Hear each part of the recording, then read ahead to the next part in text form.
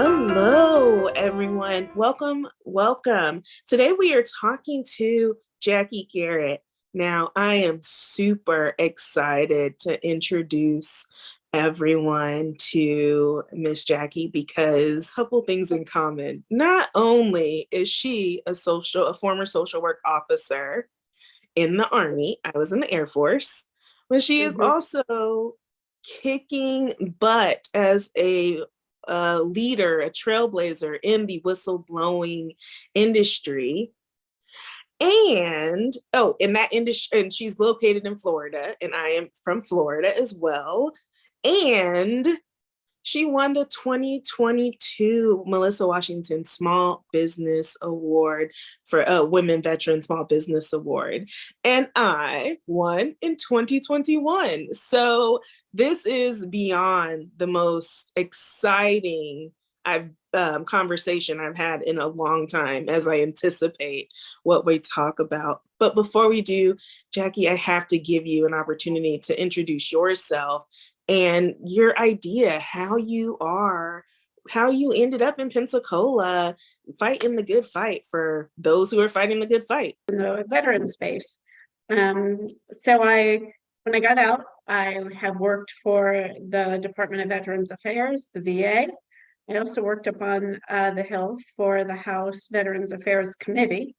And then I went to the Defense Department as a President Obama political appointee and started there in the Wounded Warrior Office, did some Reserve Affairs work, and then was the founding director of the Defense Suicide Prevention Office.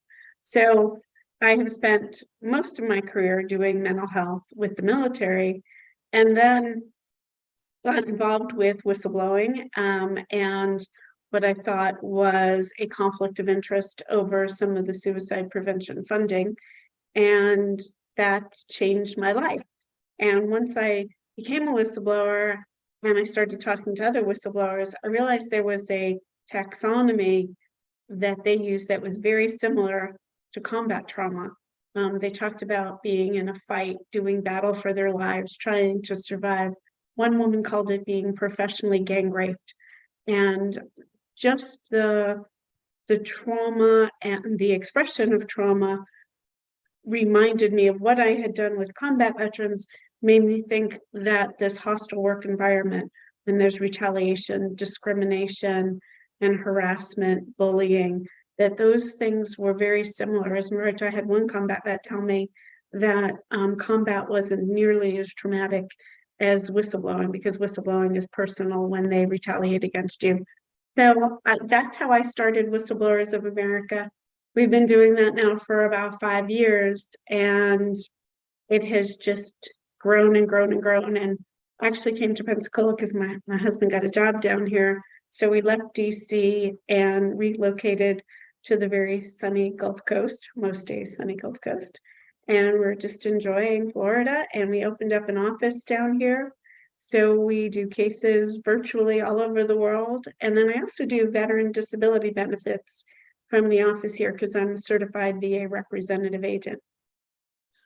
You know, I don't know why I've never met a social worker at heart who does not have multiple ways of helping people. And that is exactly what you have described in some of the most unique spaces that you would probably find someone in a helping profession. And I would venture to say, especially in social work, because I've noticed a lot of there are a lot of mental health professionals who really have this focus on helping individuals. And that's amazing and wonderful. There's something about the leadership skills that I've seen with military women that help expand what we think could help one into how we can help dozens or hundreds or a million. For me, I want to help 1 million women veterans make $1 million or be millionaires, because there's no reason why we shouldn't. And statistically, it's just off. How I'm going to do it, I don't know. I'll figure it out, and I will bring along anyone who wants to come with me. And that's kind of what I feel is that same mentality. It's part of the social work mentality. Yes, yeah, I mean, so social work is like a mix of the psychosocial and the community organization, or at least, you know, when I went to social work school, and I'm a child of the 70s, right? So that those values, I think, carry forward in what we're doing. And you're right, it's like being a Pied Piper. Sometimes you just bring people and things together. I mean, that's what I love about the peer support movement that we've created under Whistleblowers of America, is is that we're connecting people who have been hurt by doing the right thing, and they need that restoration. You know, I had someone just the other day said the most important three words she ever heard when she was in her deepest depression and her spiral and her suicidal ideation was, "I believe you."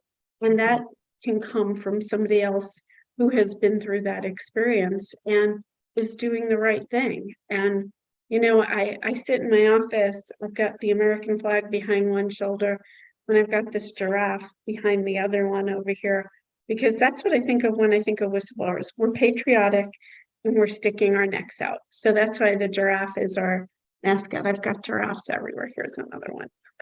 So I'm surrounded by really cute little giraffes all the time, because that's kind of like our, what we embrace.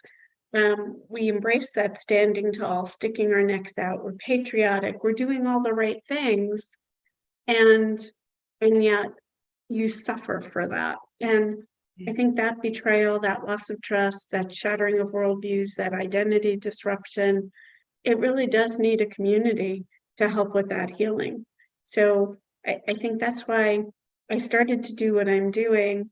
There are a lot of veterans interesting in this space. If there was research dollars available, I'd really love to look at that more in terms of propensity, because I'm just amazed at we you know, when we meet people and we're talking to them about their whistleblowing experience, and because some of them have become unemployed or underemployed, we will ask, are you a veteran? Because then we can tap into a bunch of other benefits and resources that are available to them as veterans that there might not be.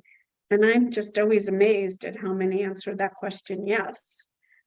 Even if they're not in the United States. I mean, we talk to people all over the world.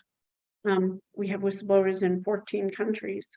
And I'm I'm just always so impressed how many of them will answer that question. Yes, they're veterans of their own country's service, and they continue to serve by being advocates and whistleblowers. Mhm. Oh, there's so much that you have said that I could unpack and that I would love to unpack. I have to pause myself from going there because um, we are here for big idea to reality.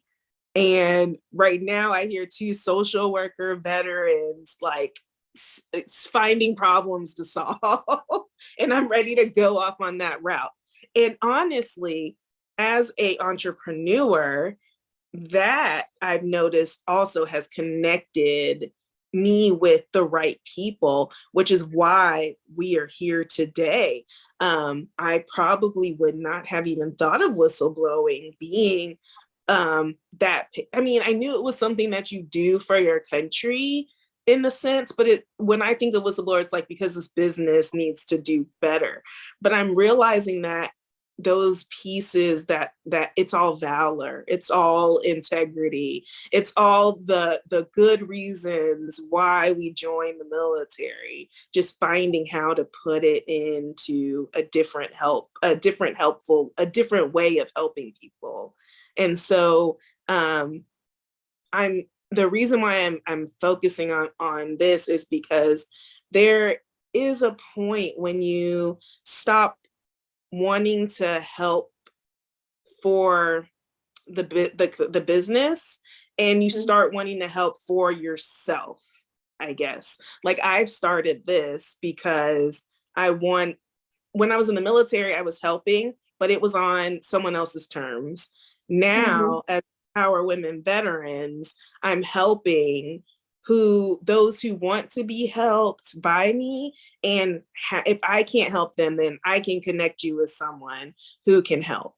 And Mhm. and and that's what I'm hearing in this conversation that I think is very important for women veterans and our sisters in arms to look at when they're thinking of starting to make money for themselves by contributing to the world in their own way. Do you have any thoughts about that?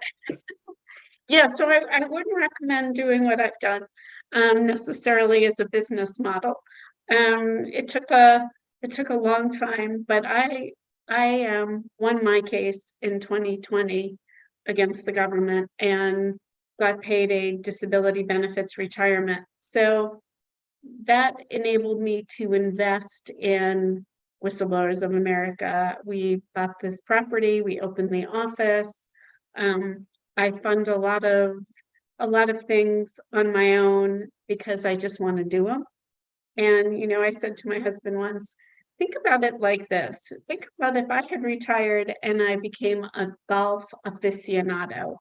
I would be spending all my money and time on golf clubs and resort fees and traveling and I don't know, a golf cart, all the things that you need when you're a golfer. So I'm not a golfer.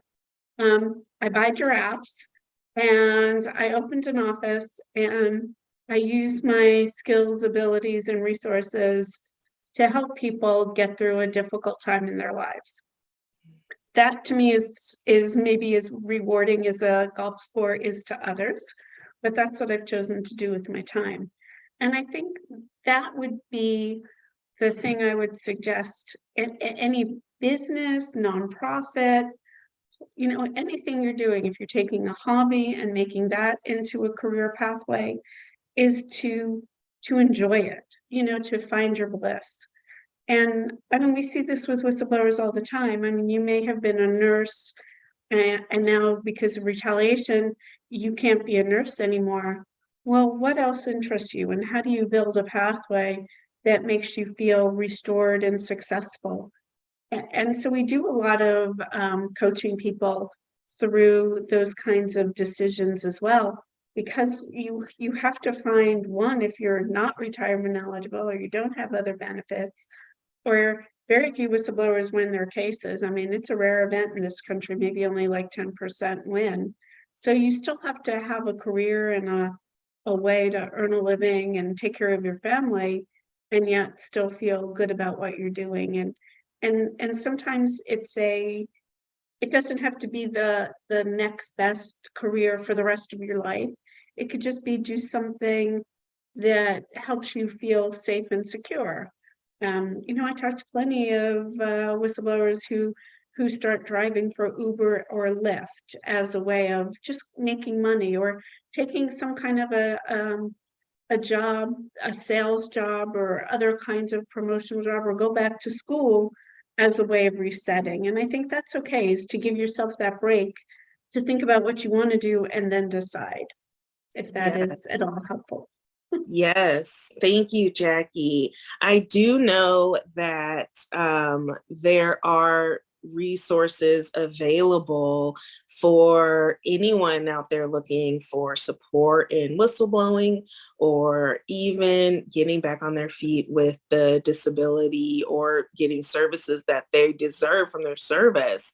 Do you have any suggestions to offer our audience as far as ways that you could help, maybe so that they can come and get back in contact with you? Yeah, so I mean, our program is all about the peer support and the mentorship. So our website is whistleblowersofamerica.org. We have an annual conference. We offer a whistleblower protection advocate certification as a way of building a career pathway in peer support. So I'm happy to talk to and connect with anybody. But certainly take advantage of your GI Bill. Don't give those benefits away. Use book rehab at the VA. Look at what the state offers. Like I'm here in Florida. Florida Career Source is a great resource, like for getting your resume done, your cover letters. the job fairs. Again, explore, go to a job fair and just explore. Do Mhm. informational interviews and find out like what's available and what might be interesting to you. I mean, I had Yes. one whistleblower who decided to get a private investigator license and went and did the training and all the skills required for that and rebuilt a career out of learning how to investigate what happened to her.